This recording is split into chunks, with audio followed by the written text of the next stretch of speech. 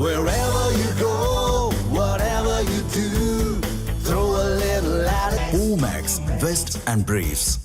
இந்த ஆண்டு 19வது IPL தொடரின் சாம்பியன் பட்டத்தை ராயல் சேலஞ்சர்ஸ் பெங்களூரு அணி தொடர்ந்து 2வது முறையாக வென்று சாதனை படைத்துள்ளது.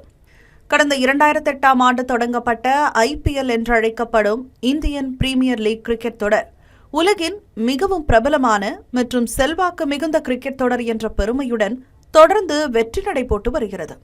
IPL தொடருக்கு பின்னால் இருக்கும் ஒரு பெயர்தான் லலித் மோடி.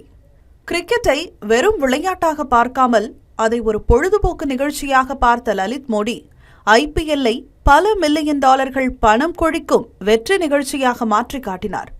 பெரும் ஆரவாரத்துடன் தொடங்கப்பட்ட முதல் தொடரிலேயே 8 அணிகள் சுமார் 720 மில்லியன் டாலர்களை ஈட்டின. அதன் பின் நடந்ததெல்லாம் தனி வரலாறு.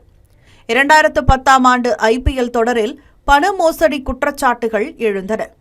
ஏலங்கள் மற்றும் ஒளிபரப்பு ஒப்பந்தங்களில் முறைகேடு செய்ததாக அப்போதைய IPL ஆணையர் லலித் மோடி மீது குற்றம் சாட்டப்பட்டது. லலித் மோடி மீது அந்நிய செலாவணி மோசடி தொடர்பான 16 வழக்குகளை அமலாக்கத்துறை பதிவு செய்துள்ளது.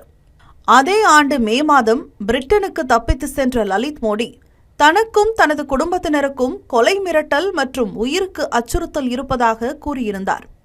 மத்திய அரசால் தேடப்படும் குற்றவாளியாக லலித் மோடியை அறிவித்த மத்திய அரசு அவரது இந்திய பாஸ்போர்ட்டையும் ரத்து செய்தது. இப்போது மற்றொரு நாட்டின் குடியுரிமையை பயன்படுத்தி லலித் மோடி லண்டனில் வசிப்பதற்கான உரிமையை பெற்றுள்ளார்.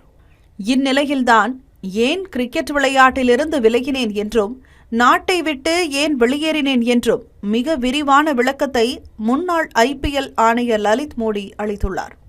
தான் IPL ஆணையர் பொறுப்பில் இருந்த காலகட்டத்தில் மேட்ச் பிக்சிங் தொடர்பான எந்த சர்ச்சைகளும் குற்றச்சாட்டுகளும் இல்லை என்பதை சுட்டிக்காட்டியுள்ள லலித் மோடி மேட்ச் பிக்சிங் செய்ய அனுமதிக்க மறுத்ததால் நிழல் உலக தாதா தாவூத்தின் கோபத்திற்கு ஆளானதாகவும் அந்த டி நெட்வொர்க்கின் அச்சுறுத்தலுக்கும் தாக்குதலுக்கும் ஆளானதாகவும் தெரிவித்துள்ளார். பொதுத் தேர்தல் காரணமாக 2009 IPL தொடரை நடத்துவதற்கு பாதுகாப்பு வழங்க அப்போதைய மத்திய அரசு அனுமதி மறுத்த நிலையிலும் IPL தொடரை வெற்றிகரமாக தென்னாப்பிரிக்காவில் நடத்தி காட்டியதாக லலித் மோடி குறிப்பிட்டுள்ளார்.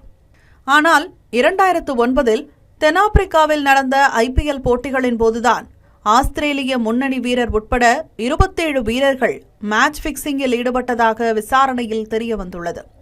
ICCயின் ஊழல் தடுப்பு பிரிவை பயன்படுத்தி முறைகேடுகளை தடுக்கும் வாய்ப்பு இருந்தும் லலித் மோடி அதை புறக்கணித்ததாகவும் அப்போது கூறப்பட்டது.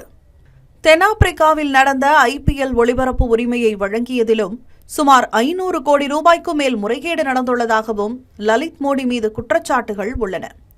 ஆனால் லலித் மோடி போட்டி நடைபெறாது என்ற அனுமானத்தில் தாவூத்தின் சூதாட்ட கும்பல்கள் பெரும் பந்தயங்களை வைத்திருந்ததாகவும் போட்டி வெற்றிகரமாக நடத்தப்பட்டதால் பெரும் பணத்தை இழக்க நேரிட்டவர்கள் தனக்கு எதிராக திரும்பியதாகவும் தெரிவித்துள்ளார்.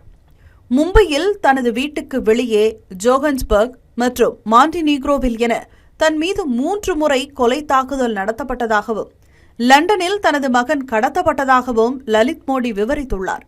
ஏற்கனவே பணம் கொடுக்க மறுத்ததால் பாதாள உலக தாதா தாவூத் இப்ராஹிம் தாய்லாந்தில் விடுமுறையிலிருந்த லலித் மோடியை கொலை செய்ய கூலிப்படையினரை அனுப்பியதாக மும்பை காவல்துறை மற்றும் புலனாய்வு அதிகாரிகள் உறுதிப்படுத்தியதையும் லலித் மோடி குறிப்பிட்டுள்ளார்.